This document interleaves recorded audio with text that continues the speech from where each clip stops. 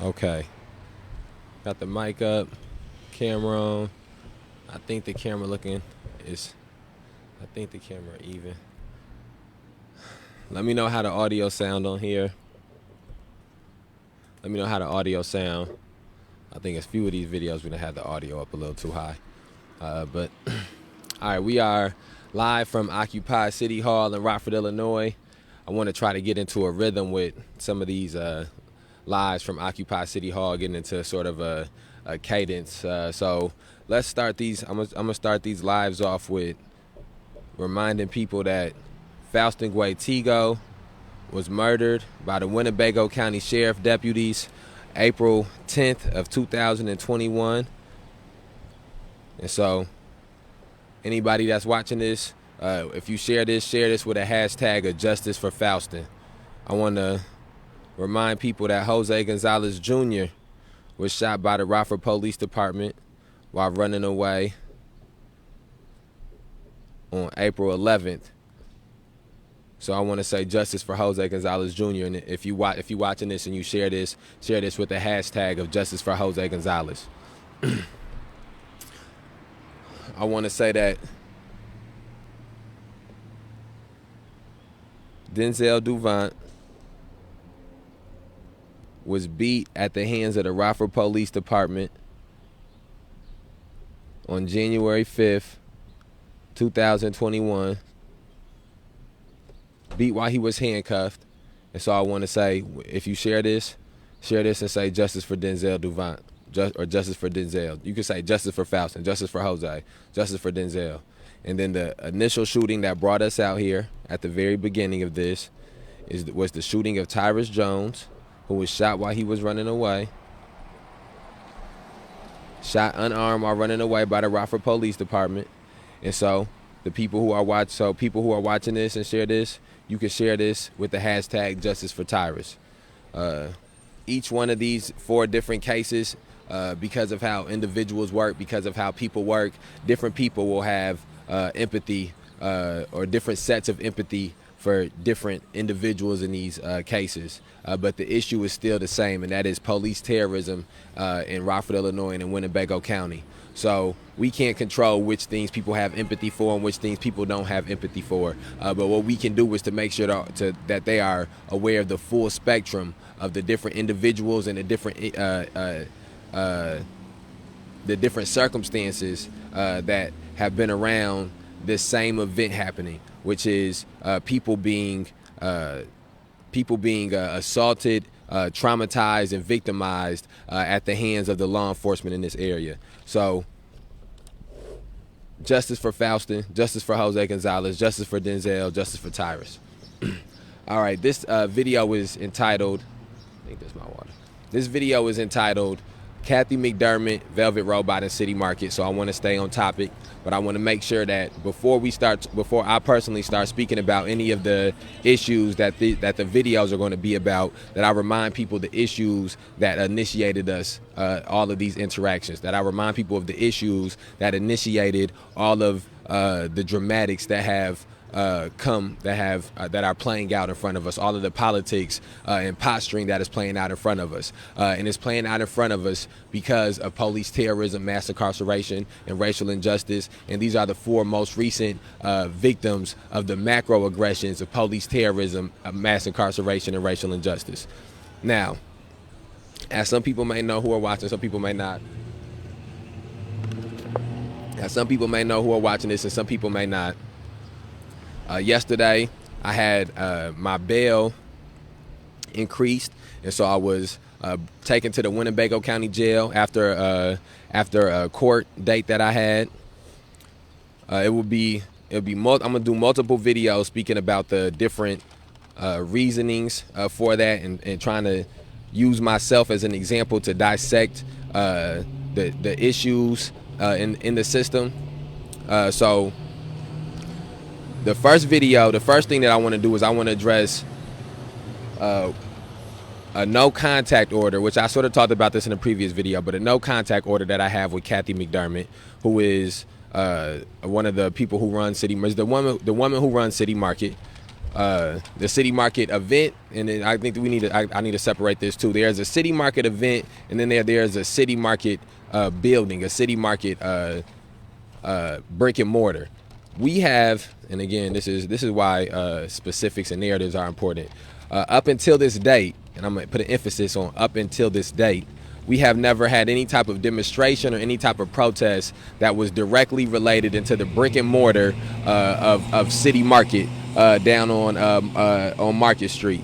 As in the time that we've been in doing the occupation, the May 30th Alliance, and the time that we've been participating in the occupation, I have been a frequent visitor of Velvet Robot. The first time I went to Velvet Robot, I didn't really understand that the Velvet Robot was part of City Market, that they were included in the same building, because I'd never been there before. It was the first time I heard about it. I just was trying to find a new coffee shop. So I went in and got coffee, and then the initial thing that caught me was I loved the music playlist that was in there. It was great customer service, and so I continued to return and go to Velvet Robot. I seen that different people that I knew were frequented there.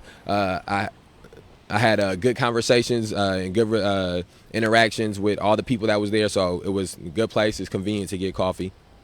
One of the first times that I had been in there, early on in me going in there, one day Cathy McDermott, who I have a no contact order with, and I should give the specifics of this no contact order.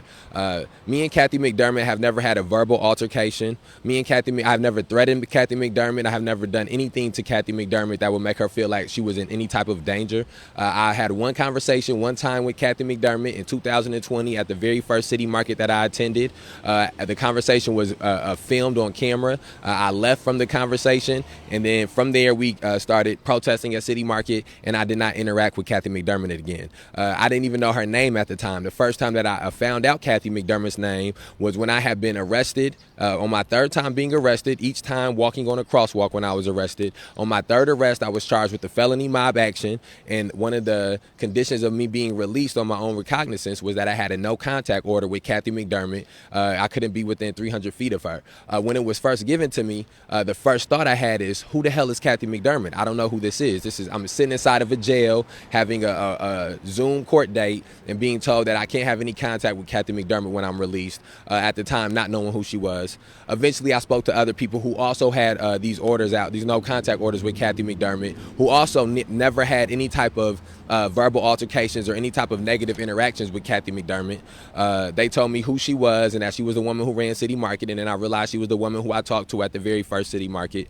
So now I have a visual of who she is and things of that nature. And so as the City Market protests continued last spring and summer, one of the reasons I personally had to stop walking on the crosswalk and had to move away from the crosswalk was because I had a no contact order with Cathy McDermott, and when I would go on the Register Star, which is on the opposite side of City Market, which if Cathy McDermott is doing her job of running this event of City Market and moving and shaking and moving around and doing all the things that would entail running an event like that, she would never be in one place long enough, especially not at the far end of City Market long enough to keep me from being there. The 300-foot contact order would not be being violated. However, again, and this is to point out that Cathy McDermott is a racist white woman, that Cathy McDermott is participating in white nationalists and white supremacist actions and ideology. Again, I don't need to know people individually.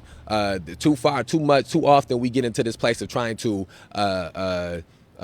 put individual racism on people when the issue honestly is collective racism. If individuals just had personal racisms or personal prejudices in their heart, and if tomorrow that's where we woke up at, that we lived in a country where these things were just individual issues, we would be in a better position. But these issues are not just the problem is not that individuals are racist. The problem is that institutions are racist. The problem is that individuals participate in institutions that were built and that profit off of marginalizing people, or off of exploiting people, like City Market is doing, off doing for the black people who are coming there thinking that they are making their way up when really they are just being used as a pawn, as a line. I got a newspaper over here where for maybe the 10th or 11th time you hear Peter Provenzano point out how this City Market has 60% minorities and women.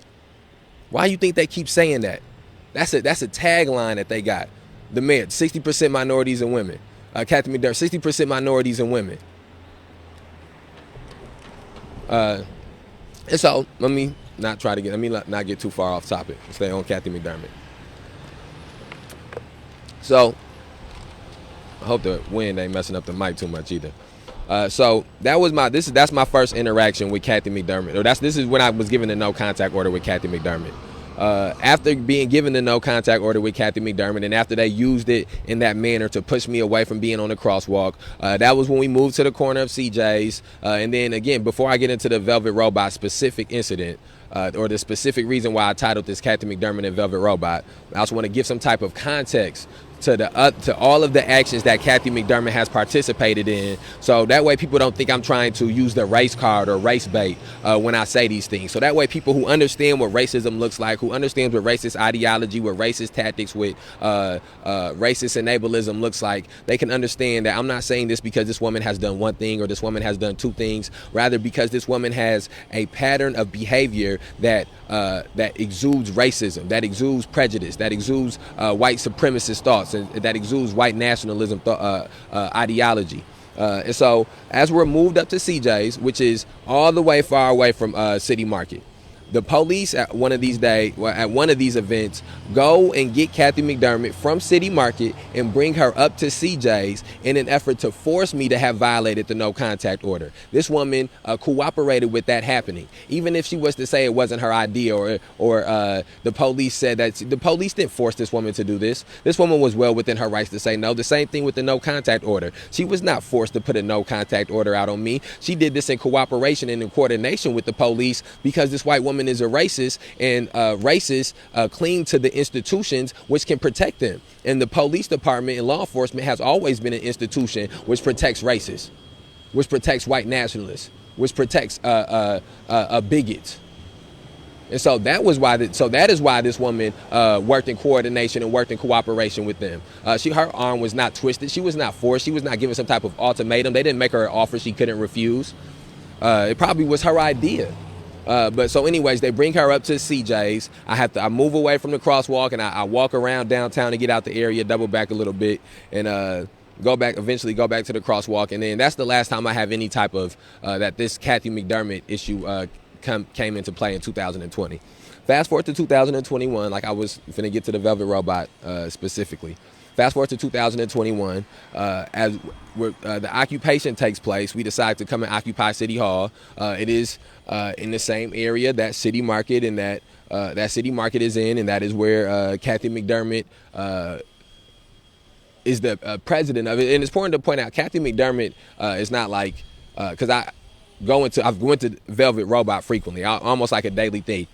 I do not encounter Cathy McDermott daily. It is few and far between. It happens every now and then. So it's important to point out that even though we are here at City Hall, and that it is in close proximity with City Market, with Velvet Robot, that is a pure coincidence. It was not done in any type of manner because we didn't come to City Hall, to this area, to be in contempt with City Market or to have some type of confrontation with City Market. We came here to address grievances with the people in City Hall. So that's important to point out, to note. So in Velvet Robot, again, I'll go inside of there, realize that it is attached to City Market. Cathy McDermott comes in for the first time, and I see her. The first time that she comes in, I see her. I realize that it's Cathy McDermott. I pack up all of my stuff. I got a laptop or a tablet and a phone. I pack all my stuff up in my bag. I get my stuff and I walk out and I leave, and I walk back down here to City Hall. And I talk to people that were down here, and I told them that I was just seen Cathy McDermott at Velvet Robot and had to leave, didn't want to violate the no contact order. And so at the time that this happens, the very first time, the reason that I left was because I understood that because of this woman's past actions, I know that this is the type of woman that, even though I have every right to sit in there because this no contact order is BS, it's bullshit. I'm not going to censor edit myself. It's a bullshit no contact order. It's put in place just specifically for political reasons. It was done to try to keep me from being in a certain area at City Market. It was done in an effort to try to to try to ensure that I would violate it for me to end up in jail again. So it was not done for any type of safety or any type of legal parameters, or because of the reason I was arrested had any type of connection with her. So it is a bullshit no contact order. So integrity wise, and this is some of the things I'll get into in some of these other videos, moral integrity and my personal spirit tell me that really the wrong thing to do was for me to get up when this white woman walks into this coffee shop. Really, that's what the wrong thing to do is. Really, the problem is that it's not more people who are willing to put this racist white woman in the place that she belongs to be in. And that's the thing that I hate. That term is used a lot for black people, like putting people in their place or keeping black people in their place, when really it should be used for people with these type of racist ideologies, with these type of racist mindsets, to be put in a certain place, so that way people can identify them. And that is why we have to, and that is why not only we have to, but we will continue to, when individuals participate in institutional racism and in institutional bigotry, and they begin to have a pattern of a behavior pattern of it, we will call them out. We will put them on the floor, and we will continue to do so, because so that way in a year or in 2 years or in 3 years, when people look up, don't nobody got to try to recall all the different instances of racism or recall all the different reasons that these people are racist. We'll have the receipts for them. We have the receipt. It's the reason I can entitle this video Cathy McDermott, and I can go through the receipts of this woman engaging in racist activities. Whole time this woman been racist. So imagine the actions that she was doing under the radar before a light was being shined. That's why it's the 13th city market, and now they out here screaming about how they got 60% minorities and women. How many did they have at the first one, at the second one, at the third one, at the fourth one, at the fifth one, at the sixth one, at the seventh one, at the eighth one, at the ninth one, at the 10th one, at the 11th one? How many was there last year? And so, again, as I point these things out to make sure that I'm painting a picture of the things that this woman has engaged in, because too often people try to I don't want people to try to use things like slander or make it seem like these accusations, and these not these accusations, make it seem like these statements don't have any type of validity. And so, first time she came in, I got up and I left, even though it was against my spirit, against my moral integrity. But again, trying to play these white people's games. And so in the midst of no understanding that I'm participating in these white people's games, I have to, and I think it's important to point this out too when I say that for me, this is not a game. For us, this is not a game. For us, this is real life. But for these white people, for these white power structures, this is just a game. They just moving pieces around. See, that's what's important, in the difference between the people that us outside of City Market and the people who are participating inside City Market.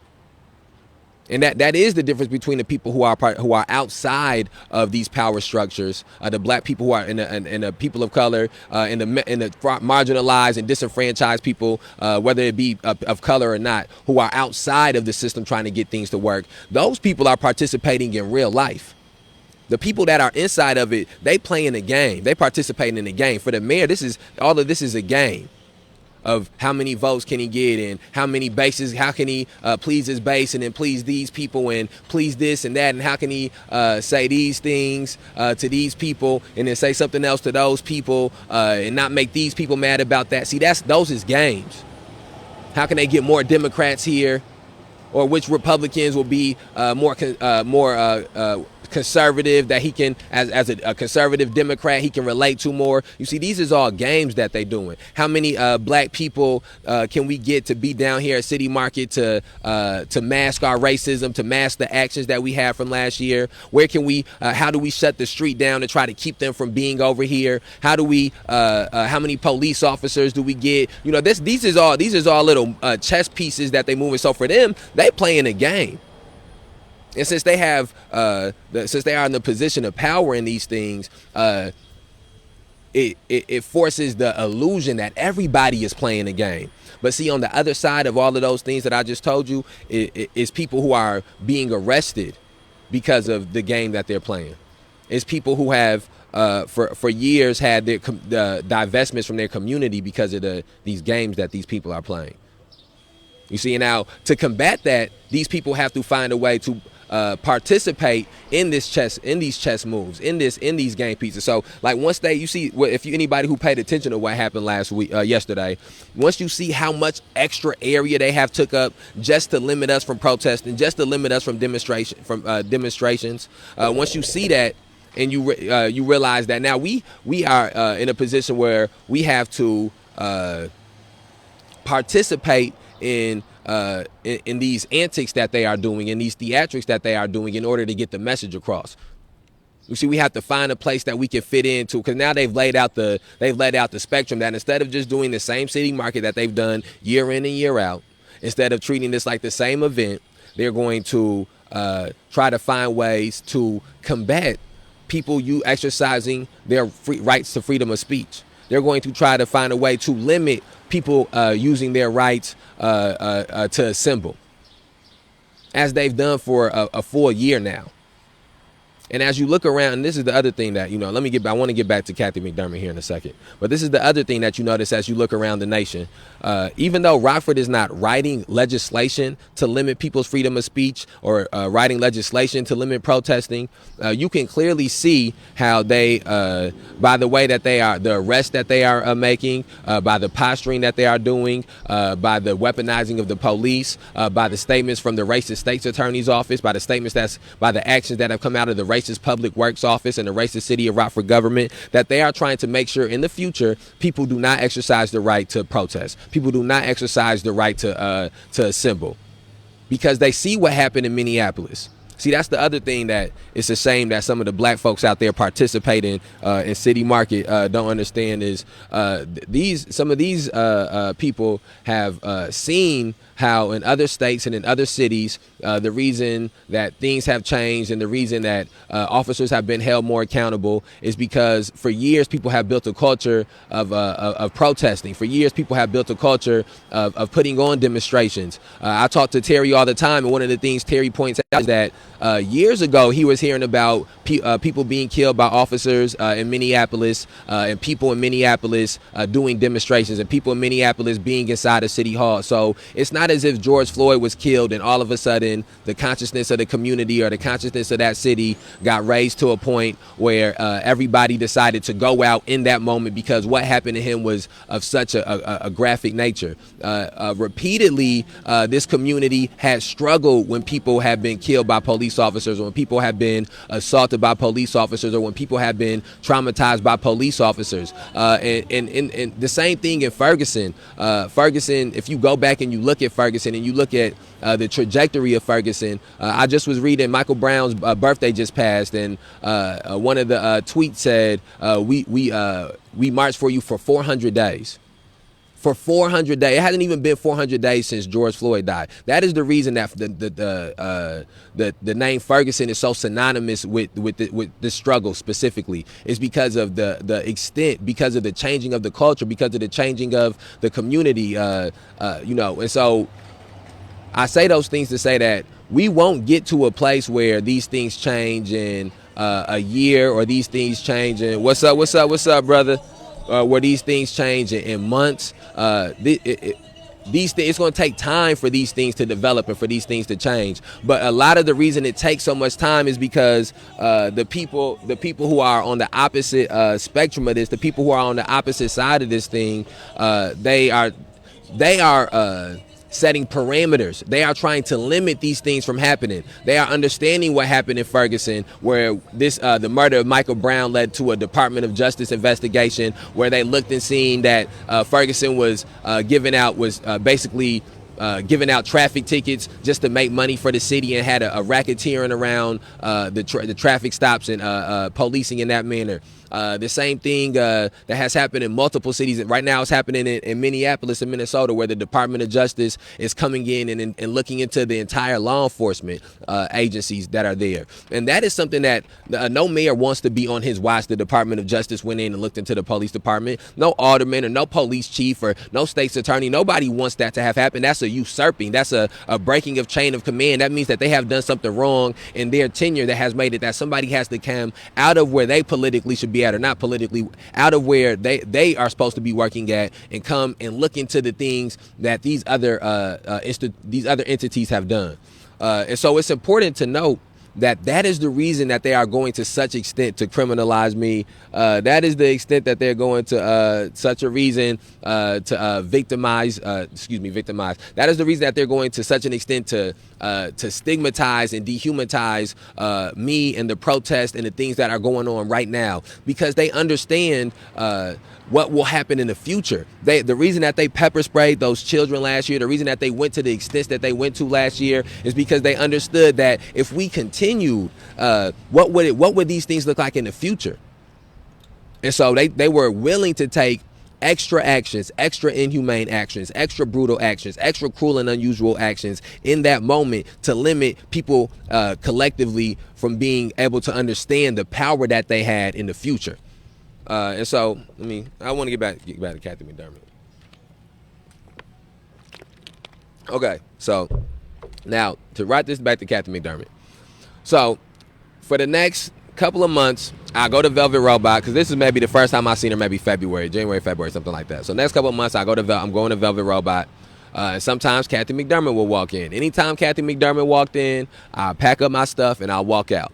And every time that I do it, my original inclination, my original emotion, my original feeling is that I'm well within my rights to stay here, and that the actually morally wrong thing to do, the ethically wrong thing to do, is to get up and to leave, because that reinstills into this white woman's mind that what she's doing is correct, that the weaponizing of the police she's engaging in is correct, that the racism that she's engaging in is correct, that that all of these things that they have done up to this point, that they're right, that they're well within their rights, that I'm abiding by these illegal limitations that have been put on me. But still, nonetheless, I would get up. Every time she would come in, I would get up and I would walk out. Because of the fact I knew the type of racist woman that this was, because of the fact that I knew the type of mindset that I was dealing with, I knew that if I decided to stand with moral integrity, that this woman would try to use that as a reason to have my bond revoked or my bond increased. And because I understand that the white state's attorney is just as racist as Cathy McDermott, because I understand that the institutions and the institutions that are going to decide whether or not the bond is increased or revoked are just as racist as Cathy McDermott, because I understand that the system that the institutions work in and work within, the parameters that they work within, are just as racist and as bigoted and as prejudiced as Cathy McDermott. I understand that the moment I stand on moral integrity, I will lose. Which has been what has happened regularly, is that us, me and the May 30th Alliance and other activists and organizers and community members have stood on moral integrity. And since we're standing on moral integrity in a city that is built on moral cowardice, we have been penalized. Because we've stood on moral integrity in a city that is founded on moral cowardice, we have been penalized. And so the people who are being rewarded in this city are the people who are willing to capitulate to moral cowardice, are the people who are willing to enable moral cowardice, the people who are willing to benefit off of moral cowardice. And again, that is how tokenism works. And no matter what the situation is, no matter what the parameters is, that is how tokenism works, is that 100% of people are dealing with some type of oppression or some type of marginalization or some type of injustice. And in order to get the 100% of people who are dealing with that to be a little quieter, to not struggle or fight against it so much, damn, big ass buzz, to not struggle or fight against it so much, what you do is you get 10% and you let them let them buy into the system. You get 15%, let them buy into the system. You get 20%, you get a little percentage, and you say, okay, you know what? We gonna keep oppressing them other 80%. We gonna keep marginalizing them other 80%. We not gonna change nothing about how we do things with this other 80%. But we gonna allow y'all 20% to buy into the system. We're gonna allow y'all to benefit off of this. We're gonna allow y'all to garner some type of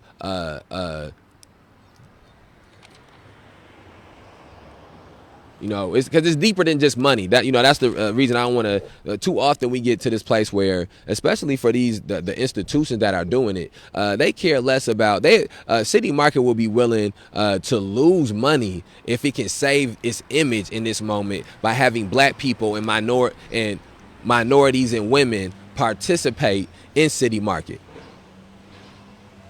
Because that's the other part of America. Just as important as money is to America and profit is to America, it's image, the image of America. And the same thing, and Rockford is nothing but a microcosm of America. Just as important as profit and money is to Rockford, so is its image. So is people not understand. So is people when they build this casino here, not when they come into the casino knowing that the casino was in a city is just as bigoted as some city in Alabama or in Mississippi in the 1960s and the 1950s.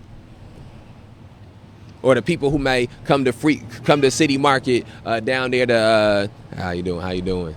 They come down to City Market down there out of town or 15, 20 minutes away. They want them to come in there and think all of our house Negroes is happy. All the Negroes happy here. They all happy here. Look at them. They dancing and singing and drinking and participating. They all happy here. That's why they tore the memorials down too. Make sure they get the memorials down before City Market. We ain't killing niggas out here. Look. This are all our black people right here. They singing and dancing. They singing and dancing and taking pictures. Never mind Denzel Duvant was beat while he was handcuffed by the same cops that some of these Uncle Tom Negroes is in there taking pictures and shaking hands with.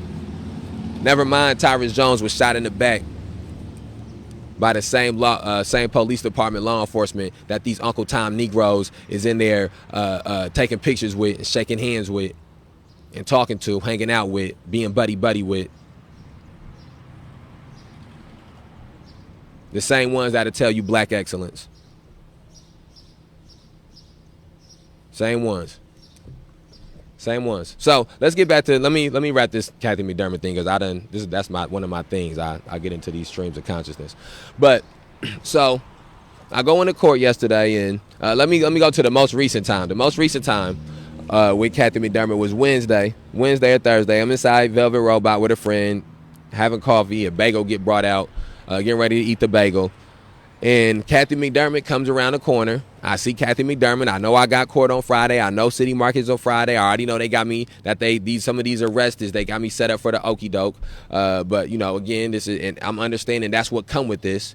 But I grabbed my stuff, put my laptop in the bag. I think I left the coffee and the bagel I was moving too quickly, walked out, sat to the side. You know what I'm saying? Again, each time I'm doing this, too, I want to, and I'm going to speak on this a couple different times so that way I can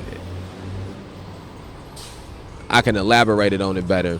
But each time I'm doing this, I'm feeling as if I'm getting up out my seat so a white person can sit down on the bus. Or I'm being told I can't sit in a certain area in the bus. Or I'm being told I got to come around the back to get my food. And that is what it is intended for. It is intended for that feeling. It is intended for demoralization or for dehumanization. But again, because I'm understanding I'm trying to keep the bigger picture in mind. I'm trying to abide by this. So she comes in. Sorry, this bus loud as hell. This light taking forever. All right. Hey, thank you. Have a good night. Appreciate you. Have a good day. And so again, I point all these things out to say that. Hold on, where was I? Okay, so again. She walks in, I leave out quick, leave the food, bagel, whatever. And again, this isn't a cast of, we can get into it later. But so I leave out, I talk to my homie, tell him, I hate dealing with this, we going about our day.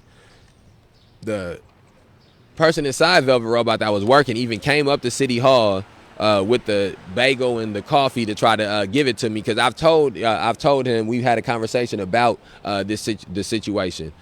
So he was, he understood the reason that I left and why I left and, knew where I would probably be at, And so that's just to say that there are multiple witnesses to the fact that anytime this woman has entered into the premises, I've gotten up and left. And so if this was investigated, if it was looked into, it would be no way that this would ever manifest into any type of true violation of the bond. But this woman, again, this is how racism works.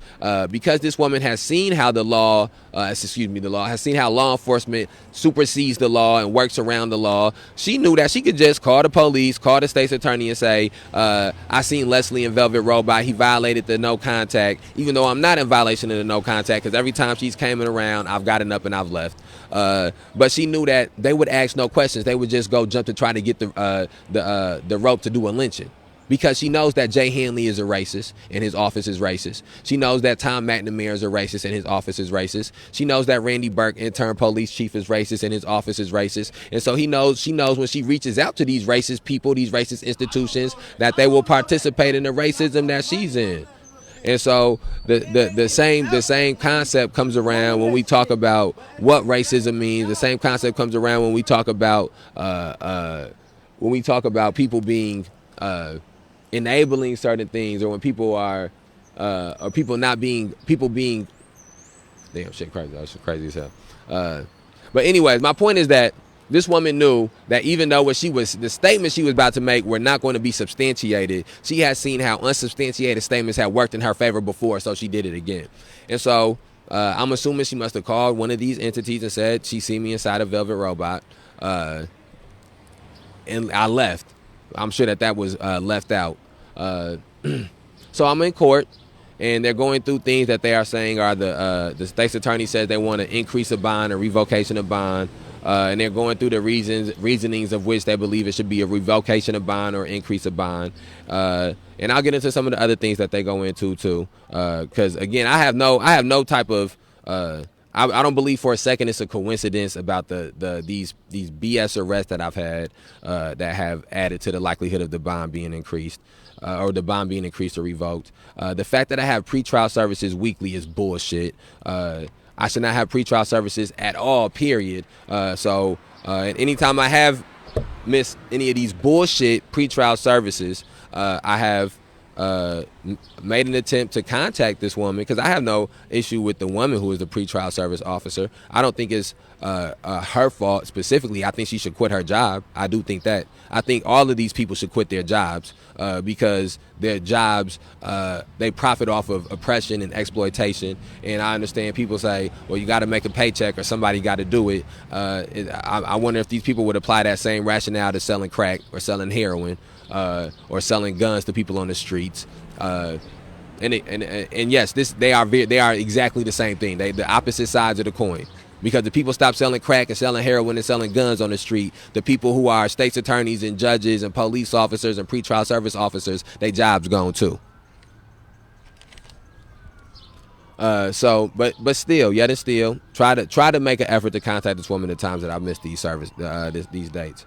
But these are some of the things that they end up using against me for the violation of the pretrial services. But the thing that they used, that I seen coming, that I wasn't surprised, I thought it was ironic, coincidental, and honestly, it's just, again, this is just for me to stand on, another thing for me to stand on. That's why you do have to wait and see sometimes. That's why you have to talk to somebody, tell people something sometimes, and then you just got to wait and see how the chips fall. That's why, and every week that as we continue to go on, this will keep happening. Dominoes will keep falling, and the chips will keep falling, and the pieces of the puzzle will keep moving, and we'll see as each week go in how the people that's participating in this justify it. Whether they be white or black, whether they be brown, yellow, whether they be Christian, Muslim, whether they be straight, gay, or whatever it is, the people who are vendors there who are making money off of this, the people who are not only vendors, they're making money off of this, but in their success, it means that the city market event down there has success, which means that Cathy McDermott, the racist woman who runs it, has success, which means that Peter Provenzano, one of the racist men who helps run it, has success, which means that Thomas McNamara, the racist mayor who it behooves for that to be successful, has success. You see the chain of events, how all of these things line up, all the connections. It's a reason that we're at City Market, the reason that we're at City Hall, the reason that we're in what they quoted as themselves as the heart of the city, because the heart of the city is corrupt, because the heart of the city is evil, because the heart of the city is steeped in bigotry and racism.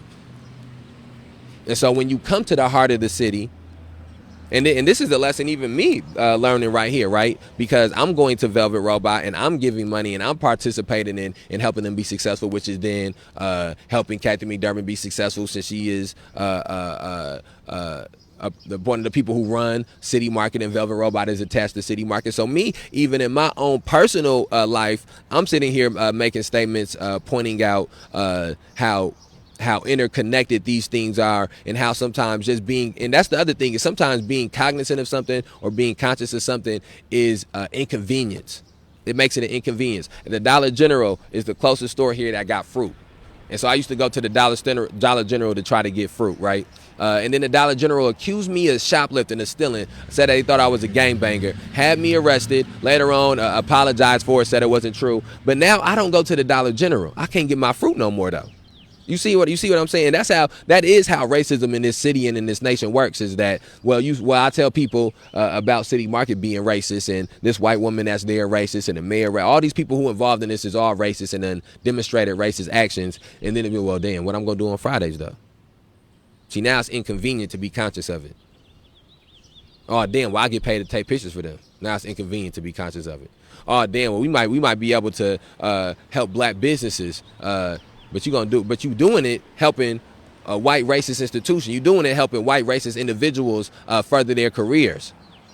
So it's inconvenient now. And then it's certain types of inconvenience. It's an inconvenience. Let me give another example too, because there are inconveniences in which you can't. It's nothing. You stuck. I was allowed to what up. I was allowed to choose to no longer go to the Dollar General. However, the mobile, I wasn't allowed to choose the. I had an interaction at the mobile where I was banned from the mobile for trying to. It was a young man who was having a mental health crisis.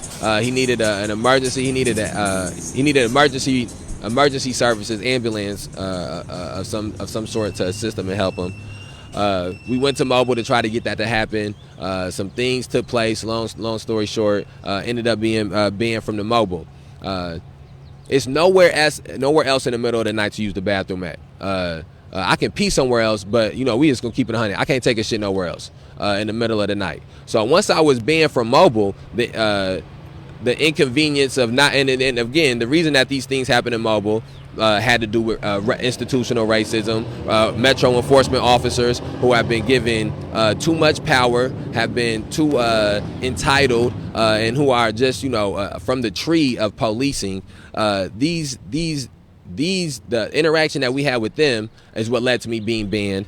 But eventually I was unbanned. The same Metro Enforcement Agency participated in the unbanning. Now, and again, I will go back to the Malcolm X statement where sticking a knife in a man's back is not. Once you stick a knife in a man's back, pulling it out 3 inches is not mending the wound. Pulling it out 6 inches isn't mending the wound. When you take out the knife and you start working on the healing process, that's making progress. That's what making progress is. And so yes, them unbanning us or unbanning the people who have been banned was good, but that was just them remedying the harm that they had already done. If the institution was not built with the type of mindset that is built, with the type of ideology that is built, if it was not ran in the manner that it was ran in, it would never have been any type of harm done in the first place for it to need to be reconciled. You see what I'm saying? And the only way that progress could be done from that is after that situation, and I don't know this because we have too many things on our plate to deal with it, but I'm just trying to give it some examples and give some context to something so that way people can't use this, well, I don't have no other choice but to be at City Market, but to be a vendor at City Market, but to sell food at City Market. I want to give you the differences between when the inconvenience is one that you can work through, that you cannot work through, you stuck, you got to deal with this inconvenience, or when it's one where you can just take the moral high ground. At the mobile, once we became unbanned and time passed and they fixed the situation, once the middle of the night came and I got to take a shit somewhere, it's nowhere but mobile. And so I'm in a position where, yes, I know that really, because of the things that happen at this place, I would rather not even go there, not have to be reminded, and not have to see the Metro officer there that I dealt with these instances with, just remove it from my life, right? But it's nowhere else for me to take a shit at in the middle of the night. And so I have to go to the mall. And then even just bathrooms in general. It's one of the closest bathrooms in this proximity. So I'm in a place where I need the bathroom. Especially since somebody has been arrested in this area since we've been here. A black man has been arrested. He was just an unhoused individual, but he was arrested for peeing outside in this area, charged with disorderly conduct. So every time that I may go pee in the middle of the night out here when all the other bathrooms is closed, I take the risk of getting arrested for that.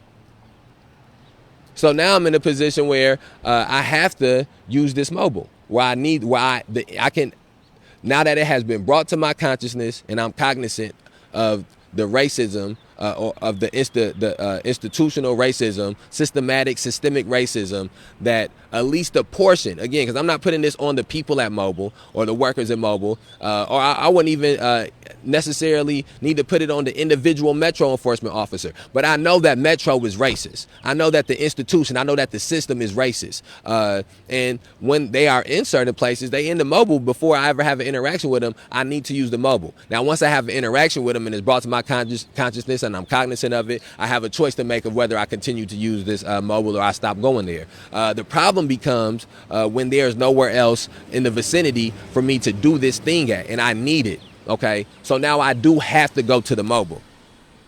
But the Dollar General that just had the grapes that I liked, that just had the grapes that I wanted, I didn't have to go there no more.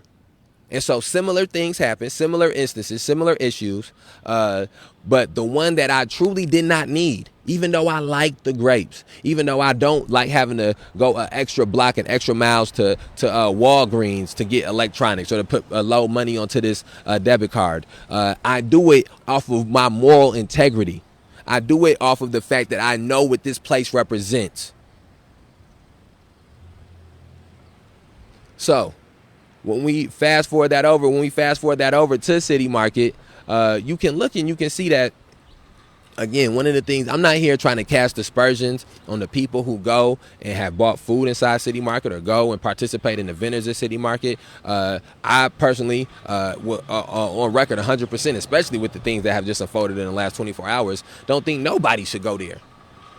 I think it should be a complete divestment. We'll get into the divestment and these people and their argument about destroying small businesses or small businesses being hurt. We'll get into the argument about that shortly. I got, but regardless, on the side of that, the people who are going and participating are not the ones who we need to this issue that we need to be speaking to in this moment. I think that on Fridays, there in the moment, that is who we speak to. That is who the May 30th Alliance is there to get their attention raised of, to get the consciousness raised of the people who are coming there to partake in City Market. That Friday from 5 to 9, or 4 to 9, 4 to whatever time, that's what that time is for. But every other day of the week, every other time of the week is for addressing the people who are participating in putting on City Market, who are trying to figure out things that they can do to make City Market more successful next week,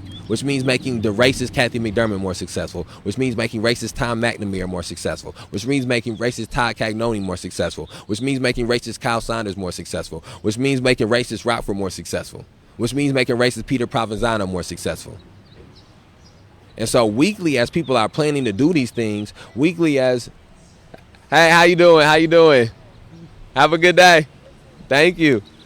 So as people are engaging in doing these things, even though you may feel like you are doing it in what's the best for your business, what's the best for your personal family, what's the best for your loved ones or the people that are directly connected to you, you have to know that maybe that may be the direct reasoning, but the indirect reasoning is helping all of those list of people.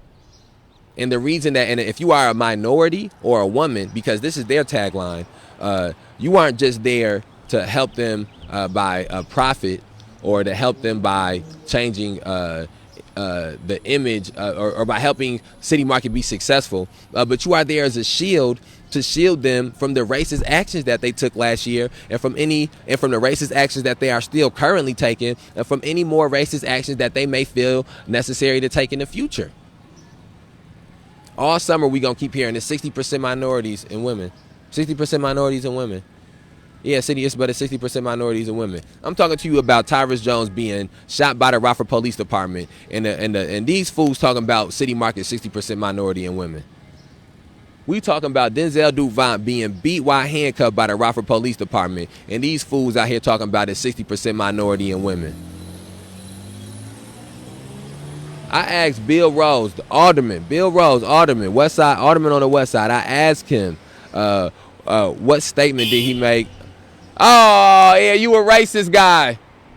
I bet you go to City Market a lot. You probably Cathy McDermott's husband. That's probably Cathy McDermott's husband driving by. Racist white man, flip me off. Heart of the city. That's why we here, though. The heart of the city. This is where they be at. And so again, this is, and we'll get deeper into these 21st century Uncle Toms that's out here participating in the city market and helping these racists out later in a couple of these other videos. And we're going to do this all spring. We're going to do this all summer. I got to get this Twitter thread caught up. That's been one of the things limiting the amount of lives that I've been doing. But I do want people to understand this. All spring and summer. All spring and summer. Anybody that is participating in this, anybody who is helping these racists to benefit, will be treated the same way people that help Donald Trump to benefit. And this is what the true problem is the hypocrisy. Because now I done got off Cathy McDermott and Velvet Robot too much, so I need to end this. But the true problem is the hypocrisy of you Uncle Tom Negroes, the hypocrisy of you House Negroes, the hypocrisy of some of you 21st century coons to be out here with the crocodile. Go back and look at a year ago some of these people's social medias. People posting Malcolm X and Black Panthers and Huey Newton and Bobby Seale and posting Martin Luther King Jr. and John Lewis and Rosa Parks. Go look at these people a year ago. These same people is now on the teat of the city that would have arrested those people. That would have killed those people. That would have criminalized those people, stigmatized those people. Think about this. On the same street that hours earlier, white people, every one of the public works, enforcement agencies, whatever, individuals that came out here, all white people was down on this street tearing down memorials of majority black and brown people. It's 2 white people that's on the poles. 2 white people that's been killed on the poles. Majority black and brown people.